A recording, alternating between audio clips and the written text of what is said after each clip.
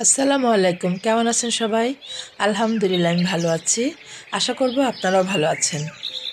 দেশের বাইরের আমার সকল শুভাকাঙ্ক্ষী বন্ধুবান্ধব ভাই বোনদেরকে অনেক অনেক ধন্যবাদ আর ভালোবাসা জানিয়ে আজকের মূল রান্না চলে যাচ্ছি।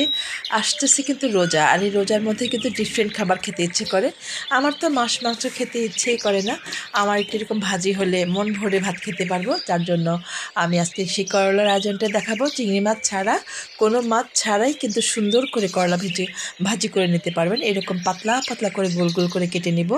আর একদম পাতলা করে ফাইন চপ করে আমি পেঁয়াজগুলো কেটে নিয়েছি, মরিচ কেটে নিয়েছি, আর নিয়েছি আলু করে কুচানো আলু।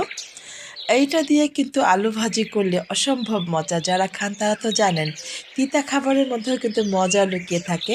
মন ভরে আপনি একটু ভাত খেতে পারবেন সারাদিন রোজা রেখে।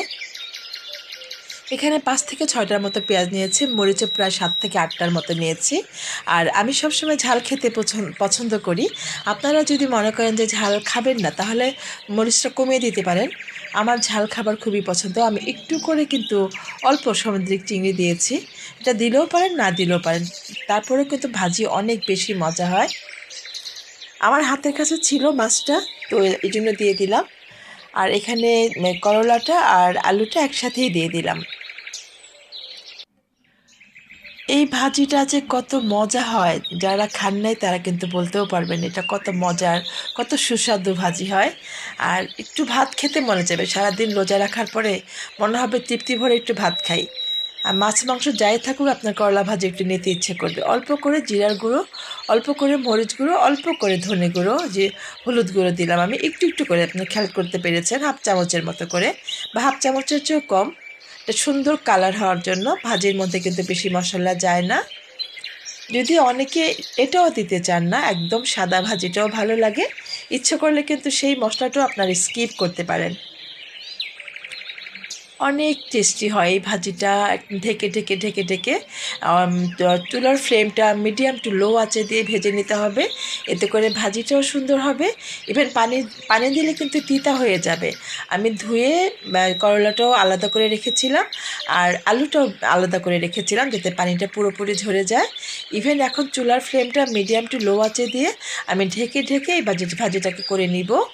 আর লবণটা আমি একটু দেখে দিলাম, লবণটা ২ বারে দেওয়ার চেষ্টা করবেন, যাতে একটু লবণটা স্বাদ ঠিক থাকে সেদিকে কিন্তু অবশ্যই খেয়াল রাখতে হবে।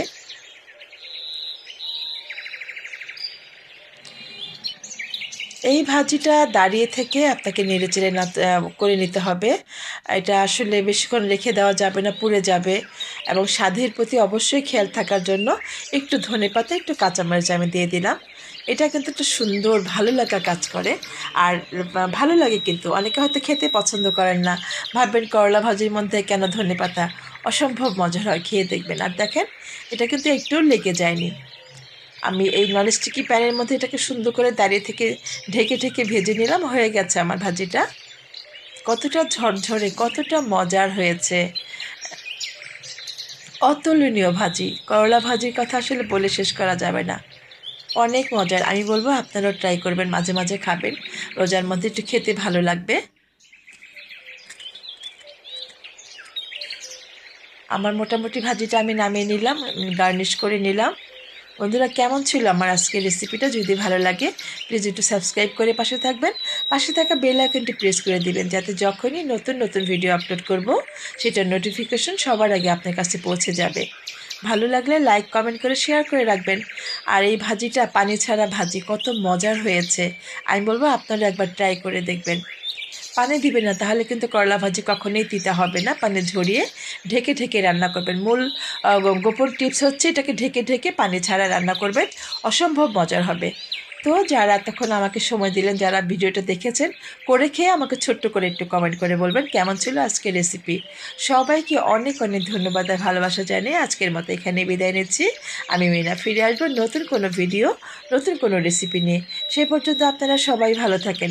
সবাইকে অনেক অনেক দোয়া ভালোবাসা দিয়ে আজকের মতো শেষ করছি। আল্লাহ হাফেজ।